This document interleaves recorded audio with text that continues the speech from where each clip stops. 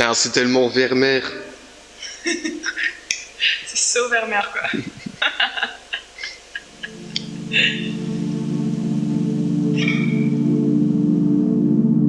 C'était un ancien hôpital. C'était grave flippant. Je remercie Isée de m'avoir fait parcourir la Chartreuse de nuit, dans ces longs couloirs où il n'y a personne ni lumière, jusqu'à une petite salle tout en haut. Il faut dire qu'il faisait noir, qu'on ne voyait rien, que j'étais accrochée à Isée. Il y a des crânes par terre, je veux pas, on s'en va. Voilà, merci pour ce grand moment. De jour ça va, mais de nuit c'est vraiment horrible. Les couloirs qui sont sans fin, surtout la nuit. Quand tu mets ta lampe torche et que tu vois pas le bout, t'as bien peur, quoi. Quand c'était fin de tournage vers 18h, comme c'est en hiver, du coup il fait nuit tôt, très sombre. Du coup je faisais les allers-retours pour ranger le matériel. Et là je balance de ma lampe torche sur les fenêtres et à ce coup je m'arrête et je vois mais comme un voile et tout, je dis oh, il y a encore une moniale. Mais la peur de ma vie, j'avais vraiment vu une moniale en fait sur une fenêtre tout en haut et en regardant mieux en fait c'était juste une planche qui était tombée sur le coin de la fenêtre. J'ai plus jamais regardé la Chartreuse comme avant. Ça m'a terrifiée cette fenêtre. Chaque fois que je la regardais, j'avais des frissons dans le dos, c'était horrible.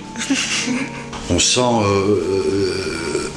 le poids, la charge de l'existence de ces Chartreux, quoi, en fait. Même si c'était au 19e siècle, c'est ça, c'est pas le Moyen-Âge. Là aussi, j'ai accepté avec plaisir, parce que le Moyen-Âge m'intéresse, parce que justement, il y a tous ces. Tout ce rêve, tout ce fabuleux, toute cette monstruosité en fait du Moyen-Âge. Mais là, on reste au 19e siècle, mais avec cette religion, de toute façon, on est quand même hors du temps. Il y a cet univers fabuleux, monstrueux, qui même dans le silence, en fait, peut apparaître dans les moindres recoins et dans chaque ombre. Je veux dire, ça pousse à rêver, encore une fois, et à imaginer. Ma scène préférée à tourner, c'est tout ce qu'on a tourné dans la cave. Dans le caveau. Je pense que... Ouais, je sais pas, j'aimais bien. C'est inexplicable. Le pourquoi du pourquoi. Mais vraiment, je sais pas, j'ai bien aimé toutes les scènes qui se passaient là-bas, mais peut-être aussi parce que c'est un moment où il y a de la tension et du... Enfin, je sais pas, les trucs étaient intéressants à jouer, quoi. M'endormir en chantant, c'est quand même un truc qu'on fait pas tous les jours, quoi. C'est peut-être la scène que j'ai préféré tourner. Enfin, je sais pas si c'est celle que j'ai préféré tourner, mais c'est une de celles qui m'a le plus marquée et j'ai été étonnée aussi de découvrir comment on faisait, de découvrir moi-même comment faire pour jouer ça. Et je me suis vraiment mise dans une condition physique, je me suis mise à respirer fort et vite, et puis ça m'a lancée dans une angoisse, et du coup ça m'a amenée vers les spasmes, vers les cris et les convulsions. Et voilà. Il se trouve que déjà j'ai beaucoup aimé tourner à la Chartreuse, mais j'ai beaucoup aimé quand on a tourné dans cet endroit horrible où il y avait un carrelage à damier, là où les moniales dorment. Quand on a tourné toutes les scènes d'affilée, c'est là où j'étais ingé son, enfin preneur son et ingé son. Je sais pas pourquoi, il faisait tellement froid et il y avait tellement de la poussière qui rentrait dans tous les pores de ma peau et de la peau de tout le monde, et on sentait que tout le monde souffrait, mais je sais pas, je trouve en même temps c'était très drôle. Mais du coup ça a peut-être ponctionné un peu sur la question de l'anecdote que je sens, elle va arriver à un moment, et ouais, c'était cool parce que Razal qui joue Kirit, elle arrêtait pas de me raconter en chuchotant des blagues de cul dans le micro, et ça fait passer le temps. Le plus difficile dans cette journée-là, c'était vraiment la dernière heure, justement dans cette salle humide et froide. On avait tourné toute la journée. Bon, moi, j'avais pas grand-chose à faire d'autre que le clap et dessiner des conneries dessus. Mais il faisait froid. Il fallait faire coller des bougies sur le sol à des endroits précis. Il fallait tourner, quoi. Il fallait finir cette frise et c'était infernal. Il faisait trop froid. Il faisait nuit, on n'en pouvait plus. C'était une salle hyper glauque avec des bouts de crépi partout sur les murs qui traînaient. Il y avait de l'eau par terre. Enfin, c'était infernal, en fait.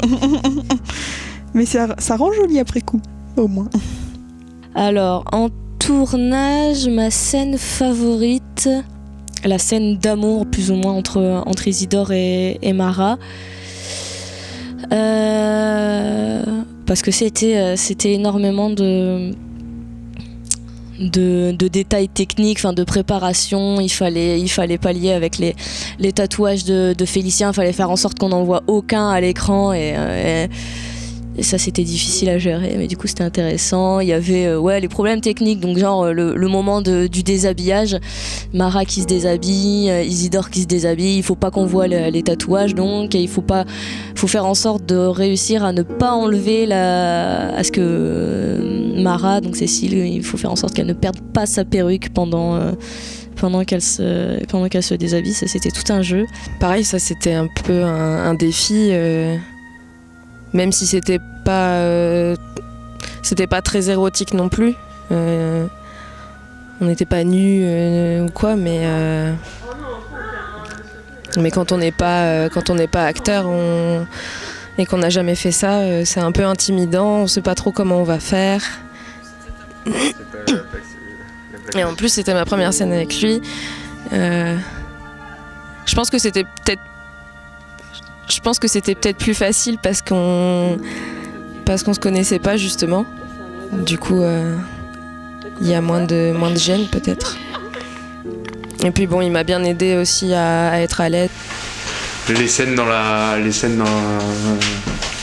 qui en plus étaient les premières, donc il y a sûrement un côté un peu affectif, mais les scènes dans la cellule d'Isidore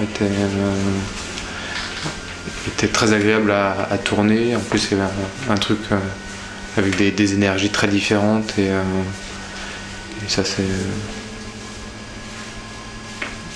Ouais, c'était une belle rencontre avec l'univers et le personnage.